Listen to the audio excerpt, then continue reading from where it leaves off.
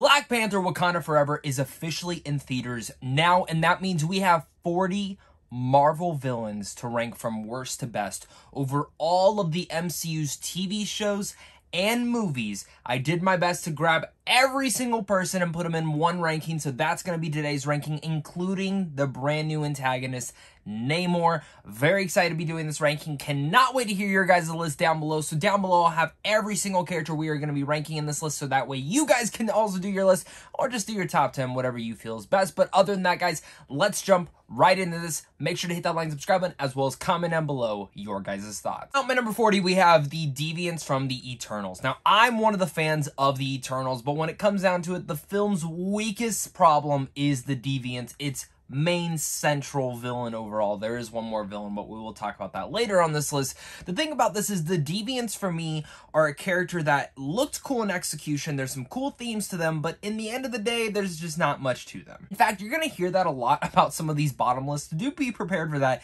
because at my number 39 is the Tracksuit Mafia Gang. While fun, while entertaining for sure, they're just there to get their asses whooped and kicked by Hawkeye and Kate Bishop. That brings me to my number 38, which is Whiplash. Mickey Rourke's one of the best actors out there, but sadly this character is not. There's some cool designs on Whiplash, and I overall really like the character fighting style of him, but really much when you go back and think of like best MCU villains, this is not one of those. Honestly, I just find Whiplash to be just boring. Like, there's just nothing about him that makes me go, yeah, that's a top tier villain right there. Now my number 37 is Malekith, where Malekith's only a little bit higher on this list just for the fact that he's important to the entire Infinity Saga and specifically the Aether Stone. I think this character could have been cooler, and I do think in the comics Malekith is actually one of the coolest Thor villains, but not in this movie. At number 36, we have She-Hulk's main technical villain, Titania. Now, Titania, I liked. I actually love the personality. I think the actress does a phenomenal job. The only reason she's so low on this list is because there's just nothing to her character. Like, we don't get a lot of character depth. She's just there to be a foil to She-Hulk herself and to be a villain. Like, that's really it. She has a great personality. I think the acting's great. I have no issues on any of that categories. There's just not enough writing there for her. I guess at my number 35, technically, and I'm not making this as just a joke towards the show, the She-Hulk writers. They literally wrote them as a villain in the finale because when she broke through the fourth wall. Now, the reason they're a little bit lower on this list, and just in general on this list, is because I kind of found it a little bit clever that they did this. While they're not built up, it kind of is to kind of be a retrospective look at the rest of the entire show and how She-Hulk feels and how this kind of built up to that point. Now, again, not everyone's going to agree. Maybe you don't want to include them on your list, but I did for fun's sakes and because that's how She-Hulk also did. My number 34 is Yon-Rogg from Captain Marvel. Again, Jude Law is an amazing actor, but they just give him nothing to do in this role. I wanted a lot more of Yon-Rogg. I think Yon-Rogg could have had a lot of interesting developments, but again, at the end of the day, I don't even remember a lot of the stuff he did besides like his final moments in that film. At my number 33, we have Karli from Falcon and Winter Soldier, a character that in execution could have been done amazingly, but it feels like they edited around a lot of her scenes. Now, she gives a fantastic performance. There's no doubt about that. I actually think she's one of the most important parts about the show, but sadly, she doesn't hold it all together. Now, at my number 32 is Abomination. God, my boy, what'd they do to you in She-Hulk, man? I didn't mind it. I thought it was kind of fun, but damn, I wanted a little bit more of Abomination. I've always loved this character. I think Abomination's a really cool character. I think Tim Roth is an awesome actor. They just don't do a lot for him, and we've only really seen him twice in the MCU, and he's badass to see. That's for sure. Like, the original Incredible Hulk movie, when he's kicking ass, I dug that a lot. Now, my number 31 is Ronan the Accuser. Now, while Guardians of the Galaxy, spoiler alert, is my favorite Marvel film of all time, within the MCU at least, Ronan is one of the weaker villains. Now, I like Ronan as a character. I think Ronan is a cool character. I think there's some cool elements to him and specifically what he embodies. The two ways that we've seen Ronan in here, he doesn't really add too much to the MCU. And this is a character that, while again, I understand in theory what his character is all about, I just needed a little bit more of him. Now, my number 30 is Dreekyov and Taskmaster. Now, I've combined these two specifically because they go hand in hand within the Black Widow movie. And for me, I really like the Black Widow movie, but what is one of the weakest things about this? It's the villains. Taskmaster is a different interpretation of that character that I don't hate and I don't love per se, but I wanted a little bit more of. And that's just to say because I love the character of Taskmaster in the comics. Dreekyov, for me, I thought was very scary, and I think what he does thematically is very strong, but again, they kind of just introduce it all at the very end. He's just kind of this lingering power throughout. At my number 29, we have another duation, and that is Killian and the Mandarin in Iron Man 3. Now, I like Killian, and I do like what they did with Ben Kingsley's the Mandarin, fake Mandarin at least, and I think for me, Killian, at least the actor, is great. For me, in this case, though, when I do watch this movie, I always do find this to be the weakest element of it, is when he comes back with the Extremist program and everything of that nature. The action scenes are fun, but in context of the story-wise, I feel like there's a little bit missing there. At my number 28, we have Kacellius and Dormammu. Now, again, two combined characters. The reason I say it is because they go hand in hand. We don't get a lot of Dormammu in here, and Kacellius is technically the main villain for Doctor Strange, but he's working under Dormammu, which Dormammu, for me, is, again, one of the coolest characters in the Marvel Cinematic Universe when you look at the comics. And I think for me, we are going to see a little bit more of Dormammu probably in the next Doctor Strange movie. So I'll finally be able to split them and really give Dormammu a little bit more if he is the next villain. But if he's not, at least we got a little bit of a glimpse of him in here. And Kacellius, for me, the reason he's a little bit higher up on here is just because the actor. I absolutely love that guy, and I think he's so freaking cool. Mads Mikkelsen, we love you. Now at my number 27, when I say this name, do understand this is only for the MCU version that we have seen up to this point, because we obviously know we're getting him in 2 more shows, which is Echo and Daredevil, and that is Kingpin. If we're talking Kingpin from the Daredevil series, because that is like one of the best performances ever, I would give him like the top spot on here. Like, no lie. The reason he's kind of just at number 27 right now is because he doesn't have a lot to do in Hawkeye. They introduce him so goddamn late. And I liked his portrayal again. I love Vincent D'Onofrio in the role. I thought it was great to see him, but I just wanted more of him. So absolutely understand this villain will go right up high once they start using him more in Echo and Daredevil. But understand this too. If they don't do him well, they'll go lower. So let's leave it at that. Now, my number 26 is Najima from Ms. Marvel. Now, this is kind of, again, one of those middling things. The character is kind of interesting. I like what she's going for. And then she dies. That's it. Just dies. Like, even before the finale. For me, this kind of just left a lot of sour notes for me, and I wanted a lot more from this character. Now, my number 25 is Yellowjacket. Now, I'm a big fan of Ant-Man, and Yellowjacket, for me, I think what we get from Cross in here as an actor is very specific, and there's rumors that he actually might be showing up in Quantumanium, so I assume that this could actually go up or down depending on how they use that character, but I think, again, Cross is an excellent actor, and I think Yellowjacket is a cool foe against Ant-Man. He's just another version of him. My number 24 is Ghost. Now, Ghost is one of those characters that we're clearly going to be getting in the Thunderbolts. She's going to be more of a hero in that part, or more of an anti-hero in some way, and I like what she was kind of fitting for in this movie. I just, again, when you watch her character, there's a lot more that I was hoping to get from her in Ant-Man and the Wasp, but I like her powers. Now, my number 23 is Justin Hammer. Now, a lot of the reason that he's so high up on this list is because Sam Rockwell is one of the best actors working right now. So, I obviously clearly put him up here just because I do like him a lot. I just want a little bit more from a Hammer. Let's jump back into my number 22, which is Ego the Living Planet. I think the twist of what had happened to Star-Lord's mom with him is absolutely one of the most heartbreaking things in the MCU,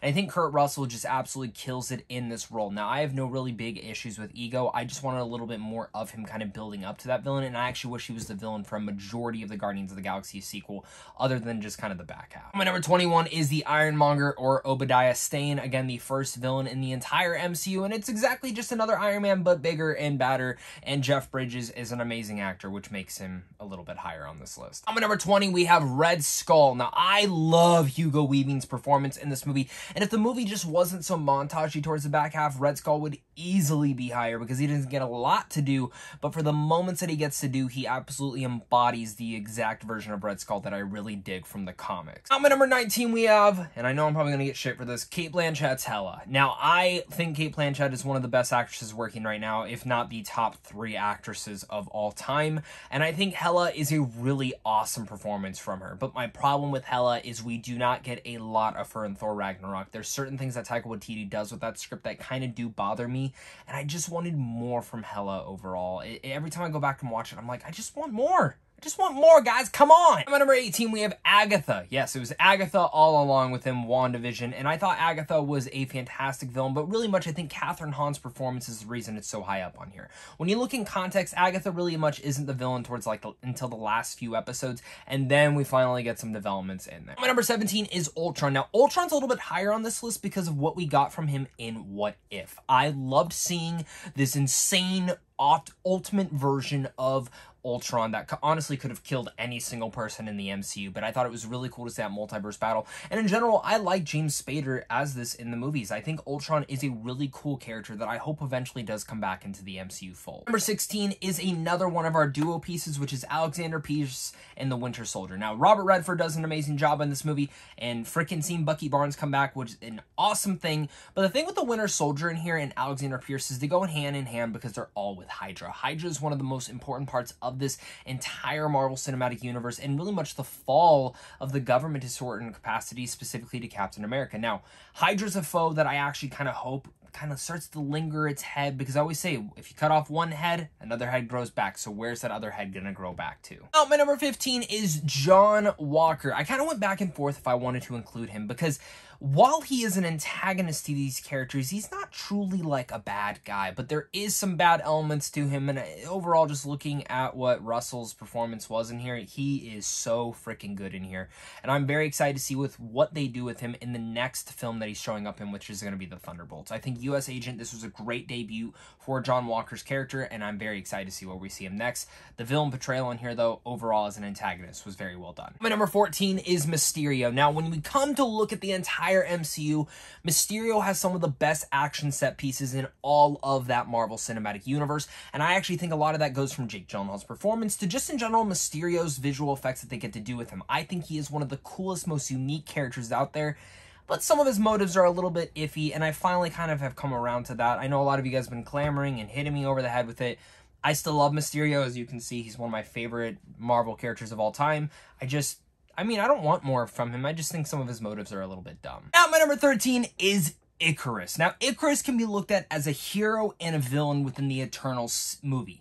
And I find for me, Ikaris is one of the coolest characters in the comic books, so to actually see that they went with a twist of making him a villain is a major choice to do in the movie, but for what it makes him look like, he's a good soldier. That's what he's doing. He's following orders. And there's some part of Richard Madden's performance that really elevates this character for me and really elevates everything around this. And again, like I mentioned, Mysterio and up, I love every single one of these villains. Now, my number 12 is Zemo. Now, I have really loved what Daniel Bruhl has done with this character. I wish we got a little bit more of him in Falcon Winter Soldier. I kind of thought they kind of made him a little bit useless in there. But when we look at just Civil War, his anger and his vengeance that he wants against the Avengers, he is the main villain that broke up the Avengers. And because of Zemo, we see the repercussions in Infinity War and Endgame with all these characters. And I find that to be very exhilarating, to say the least. I think just, again, Bruhl's performance and what he's actually going for in here is one of the most underrated things seen in the MCU. Now, my number 11, I fully expect for this guy to go up more, but it's He Who Remains, Kang the Conqueror, in Loki. Now, a lot of you guys are probably like, Zach, he literally did nothing in that show. I don't believe that. I think there's so much to this character, because in reality, his presence is lingering the entire show of Loki. Who created the time variance? What is going on here? Who is Sylvie going after? It's all these elements building up to that ferocious finale where Jonathan Majors delivers some amazing monologues that in almost every other context, at least for me it wasn't, it could be boring. And I ate up every line of dialogue. And if this is our next introduction, our next villain in the MCU, bring it on. I cannot wait to see Ant-Man and Quantumanium. I fully expect, again, by the end of this phase, wherever Kang's story ends, he will be better than Thanos. And that's saying a lot, but as of right now, he's at my number 11, just after a couple of fantastic monologues and his presence being felt within the show Loki. At my number 10, though, we have Arthur Harrow. I think Arthur, played by Ethan Hawke, is absolutely terrifying in the show Moon Knight, and I just wanted more of this character. I hope we get more of him in the next season of Moon Knight. I think it would be very interesting, specifically the way that they actually used the character compared to how he was in the comics. I think, again, a lot of this goes down to Ethan Hawke's terrifying performance, but I just couldn't get enough of Ethan Hawke. At my number 9 is Loki. And I know a lot of people always go like, Zach, why do you put Loki so damn low? Because he's not a villain for a lot of these shows. Like, he, most of the time, is an anti-hero or just a hero, too. Looking at the show now, I don't view him as a villain, and really the only two movies he's a villain in is the original Loki and, of course, Avengers. But even from that point, after that, he kind of has turned a whole new leaf, and I've never really found him to be a villain. But when he is a villain, he is freaking awesome. Tom Hiddleston kills it, and I love his performance in that first Avengers film. Now, my number 8 is Gorr the God Butcher. Now, while I definitely wanted more God butchering in here, I think Christian Bale's performance is absolutely stupendous, and one of my favorites on this list that we're talking about, specifically in all the ways that it kind of leads up and what he's actually going for. I love the themes of Thor: Love and Thunder. Maybe we can disagree on that, whatever. I mean, opinions are opinions, and that's where we can establish those. But Gorr, there's something about him that really just, I take a loving to. And it's not just because of Christian Bale, but it's just something about the character's aesthetic, what he's fighting for, what he's going for. It's love. And I love that. My number 7, our brand new villain, Namor, comes into the picture, and I think THANOS does an amazing job as this character. I could not get enough of Namor and Talokan. I want more of this world, and I think Namor this is one of the coolest introductions to a character in this MCU so far. And I think for me, just finally getting Namor, and really much they lead him up to be an antagonist. You get 2 different ideologies and viewpoints of why he's coming in here. And he does some shit. And I guess we can talk spoilers about Wakanda Forever now, but he kills the mother, which is very heartbreaking. And there's no going back from there. It's going to be very hard to see how they kind of redeem and kind of make him maybe more of a hero down the future. But I could not get enough of Namor in here. I think he's so freaking awesome. And again, THANOS' performance is just great. I love that they left the wings on him. He's badass. He's freaking powerful. And just every moment with Namor in here, I was like fully hooked. Now, my number 6, we have Wenwu from Shang-Chi and the Legend of the Ten Rings. And I think a lot of this goes to Tony Leung's performance, which is absolutely just incredible. I still think Tony Leung should have been nominated last year because he was absolutely that good in this movie. But when you just look at Shang-Chi in general and the way that it's a father-son relationship type movie and what it really goes and boils down to in that final fight when you come about loss and what you're fighting for within loss and seeing Wenwu's entire character arc throughout the entire story, it's just heartbreaking. Now, my number 5, we have Michael B. Jordan's Killmonger. What an awesome villain. What an awesome performance. And just in general, what a great battle of ideologies when it comes down to the old and new, when it comes down to viewpoints of Wakanda and what Wakanda should do, and in general, what he actually teaches T'Challa to do for Wakanda itself. I really like that it kind of pushes T'Challa into that next category, into that next viewpoint of where he should be going in his life. And of course, spoiler alert, if you've seen Wakanda Forever, he does have a little bit of a cameo in there. And his cameo, at first, I was like, oh, are we just doing this because it's Michael B. Jordan? No, it actually really fit the narrative, and I love that. And number 4, we have Michael Keaton's Vulture. One of the biggest surprises in all of the MCU for me. And I say that because I am not a Vulture fan. I do not like this character from the comics. I find this character to be so annoying at times in every iteration, besides this one. Sometimes that's part of Michael Keaton's performance, that's some of the writing, and just in general, that's some of the look. I have no issues when it comes down to the Vulture here, and honestly, I just hope we get more of him. Not in the Morbius, but in, like, the MCU itself. Now, my number 3, this one's going to be kind of a cheat, but I do want to emphasize enough that I only really focus on one of these characters more than the others, and that's Green Goblin and the Spidey gang from No Way Home. Now, I say this because Lizard doesn't really do anything. Dr. Octopus is not really a villain for a majority of that movie. He ends up just becoming back to a hero. Electro, yeah, he's a villain, but again, doesn't do a lot, but I like Jamie Foxx in there. And at the same time, Sandman at the same time doesn't do really a lot.